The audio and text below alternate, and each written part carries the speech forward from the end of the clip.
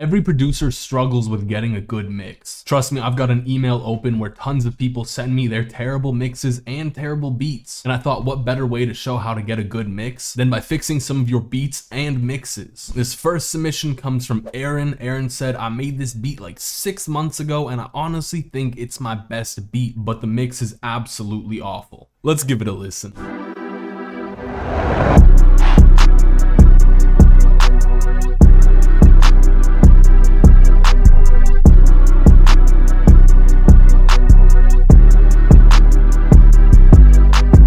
Questionable. Whenever I'm mixing something though, I like to kind of start out with what is going to be my loudest component, and that is going to be your 808 if you're making trap beats.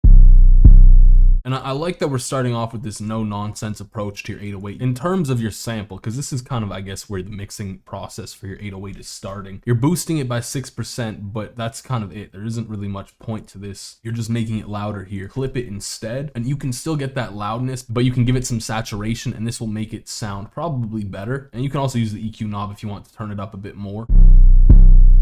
With this 808, I feel like you don't need to do that. But with your 808 being one of the louder things in the beat, you do want to make it loud. And one way I like to do that is by turning up the velocity on all the 808 notes. Now, in terms of the pitch to the 808, one thing I'm noticing with your 808 is that this G note right down here, it feels too low. In general, a lot of these notes kind of feel a little low. The G up there feels a little high. I don't know what you're playing. So what I would recommend is you just take everything, move it up a bit. Like, let's go to D. We'll move everything up, like everything melodic up. This is just a personal thing, but for faster BPMs, I'm putting 148 in the faster category. You usually want a shorter 808. I would say we could cut a little bit more out of the low end.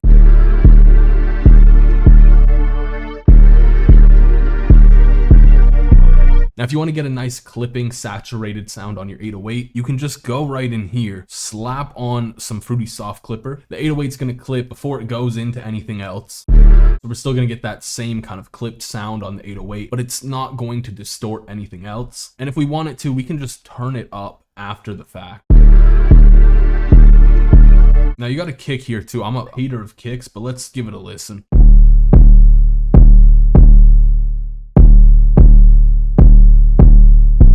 This is actually pretty good. There's these two notes here that are kind of clashing with the 808. It's not the biggest deal, but if you ever have notes that are clashing with your 808, the reason for this is just the waveforms aren't lining up. And all you would really have to do is just press reverse polarity and it will flip the waveform of your kick.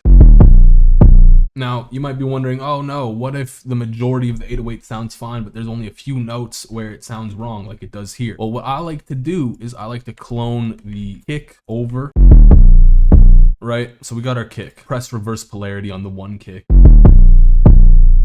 Now, I will say your kick is a bit on the louder side, which we don't really need because the 808's already pretty powerful. So we'll turn the kick down just to make more room overall in the whole beat.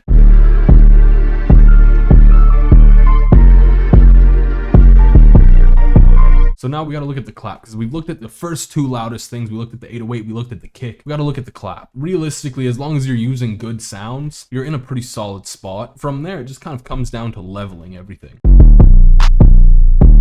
And I think your clap sounds pretty good. I wouldn't pitch this down. Kind of sounds terrible pitched down. We can actually give the clap a little bit more volume, just like a general rule of thumb. You want the clap to be somewhere between -6 and -9 decibels.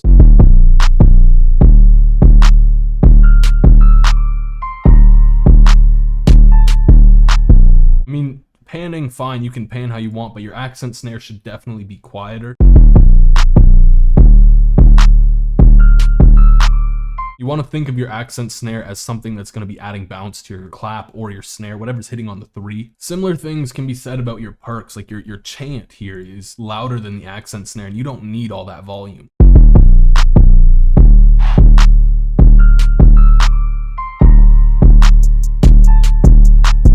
Now, this is where we're going to have a beef, actually. I was liking what you were doing for the most part. It was just a little messy. Your hi-hat here is god awful. I hate this sample. It's not a sample I would ever recommend you use on this beat, and this is why sample selection is important, because if you have good sounds, you know, a lot of mixing kind of comes down to what you're putting into it before you actually do mixing, because mixing will not fix bad sounds.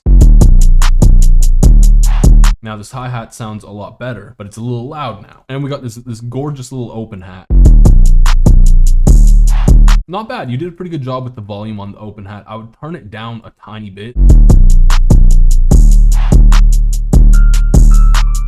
Now we have a appropriate mix on the drums. Congratulations. Let's go to the melody, because the melody has a lot of noise to it.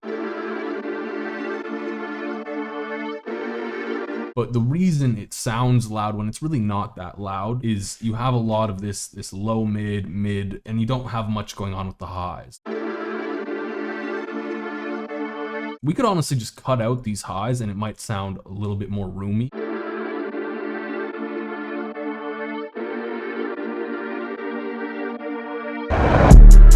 Whoa, whoa, whoa, whoa. Listen, I'm all for transitions, but this transition is stupidly loud, so just turn it down. This isn't even mixing related at this point. It's sounding more like your 808 is just playing notes that don't really sound good. Like this note here doesn't sound good. And if you want to add some bounce, like maybe just switch it up here a little bit, like do like a little high note.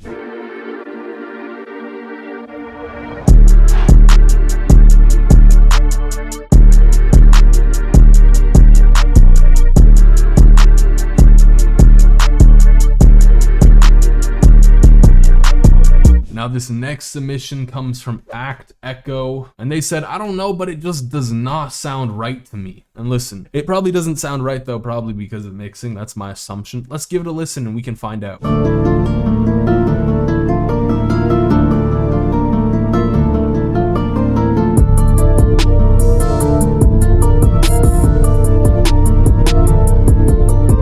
Whoa, okay, we've got a lot of things to talk about. First things first, is this like an AI text-to-speech generated tag? Think actor 55778. First of all, why do you have numbers in your name like that? Like you've got like a whole postal code in your name. Second of all, you can pay $5 on Fiverr to get an actual tag made, or you can just find one in like a movie or a clip of some kind. Bro, I've already said your name. You could even use that. Just don't do this. This is corny sounding. This aside, we can already tell this entire thing just comes down to a mix. Unless these unison drums are that bad.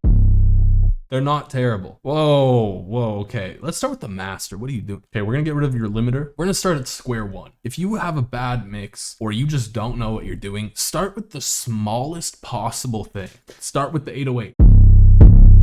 I mean, it's not a great sample. I don't really like their drum sounds, but it's okay. It's passable. Oh God, no, please, Lord, have mercy. So the issue that is coming up with your 808 as well is you don't have it on cut self. And what that does is the 808 doesn't overlap. Like the notes will not overlap. It will play one note at a time. Bam, put the 808 on cut self, problem solved. Already sounds actually close to usable. Now the other problem I have with your 808 is it is kind of quiet. There's a lot of ways to turn up things, so let's just turn it up. What are you doing? All right, you're probably thinking to yourself, wow, that 808 is clipping like crazy. We can turn it back down. Powerful stuff right there, right? So I'm thinking your 808 should probably sit around here. Like we don't need too much volume to it because it is a pretty powerful 808. Well, I'm gonna be honest, this kick is doo-doo, but something you've done to it is just a sin to humanity. Oh no, that's how it interacts with the 808. Bro, why'd you use this? So this comes down to a sample issue. This kick sounds corny, cheesy, and it's got like this weird punch to it that I'm not a fan of. And one thing to keep in mind too is if you have an 808 with a ton of punch, this one is pretty punchy, you may not need a kick.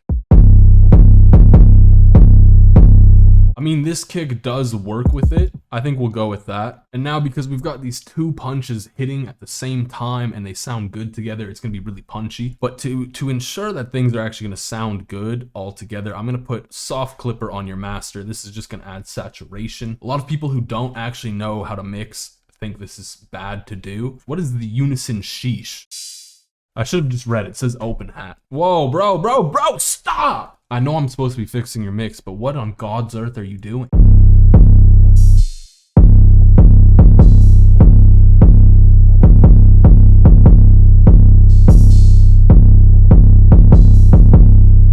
This just doesn't make sense. We're gonna go to your clap. This is a snare. Okay, why are you normalizing your drum sounds? You don't need to do that. You can just turn them up. So aside from your snare hitting at weird times, we want this to hit on the third here instead, because it just kind of sounds wonky what you have. I'm going to delete that. We'll copy this over. Because you have this offbeat note playing here, you want to turn the velocity down on that. And then we're gonna pitch this down just to give it a darker tonality. I'm really hesitant to hear your hi-hat, but let's do it.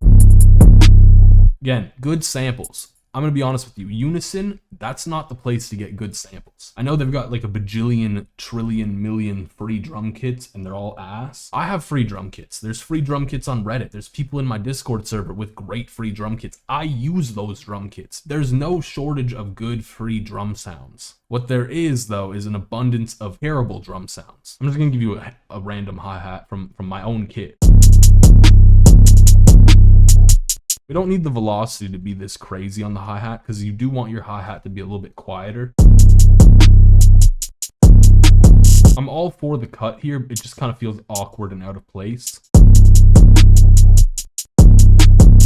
Now, your hi-hat's okay, it's just the volume is kind of too high. Let's turn it down. And something that legendary mix engineer Alex Toomey himself said is that if your beat does not have enough drive, not enough of something pushing it forward, you want to have your hi-hat be a little bit louder. And if your beat has too much drive, feel free to turn the hi-hat down. And right now, your 808s are going crazy, everything's going crazy. We don't need this much pushing the drums forward, so we can turn it down a bit more than usual. Now, we're gonna give your open hats a chance. I know they look fugazi as all hell. They are. We don't need to do this. This just doesn't make sense. Yeah, okay, so what you're gonna wanna do is you wanna put this on a beat you wanna accent. Don't just put it randomly.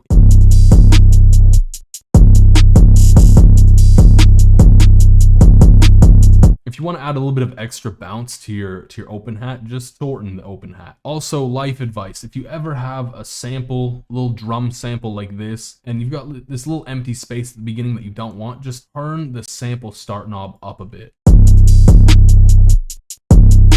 So aside from just better sample selection, I would suggest you don't do whatever nonsense this is. Like the drum pattern gets a little carried away here. Now the kick is kind of also going a little crazy. We don't need all this, so we'll keep this similar. Now altogether, your drums sound a lot better. Let's take a look at the melody. All right, this is gonna be an easy one. Mix-wise, your melody has an absurd amount of low end. This is where your 808 is going to live, and you can't be having all this busyness go on at the same time. That nonsense you're hearing in the low end, that's the 808 fighting for its life. You're trying to have space, so just make some room for it.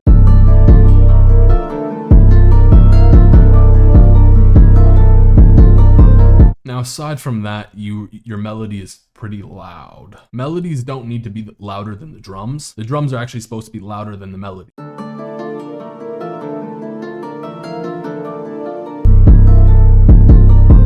This also doesn't really sound like it's playing the right note.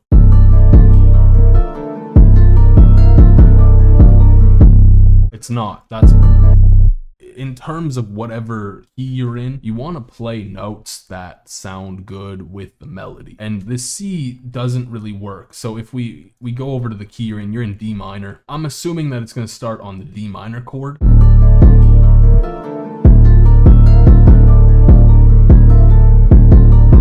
Now, one thing I'm not crazy about is the amount of low mids you have here, because it's a little bit intense. So we're just gonna make a little bit more room for the 808. That's kind of what you want to do with EQ.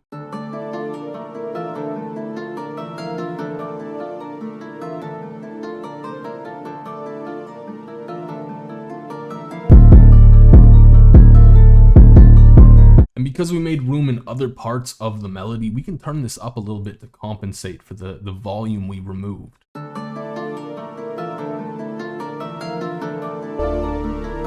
Same kind of treatment for the rest of your melody. Now the pad is pretty loud, so we want to turn it down, but another cool thing you can do is you can just stereo separate it. So it's going to be a little bit wider. It's going to be coming more from the stereo and less from the mono field. Because realistically, what's the pad here for? It's to accent the melody, to accent your chords. It's also a little bit too much high end in it because it's cutting through way too much.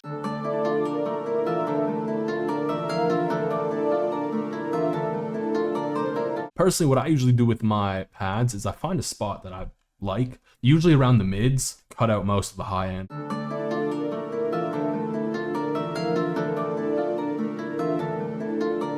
Now we've got your melody mixed a lot better. What I would heavily recommend is you take your melody, your instruments, remove them from being put into the master. All you got to do is just click the little arrow here and put them into a melody bus. So right here, track 18, that's going to be the melody bus. And you can further EQ all of the sounds together because maybe there's some low end you don't want here.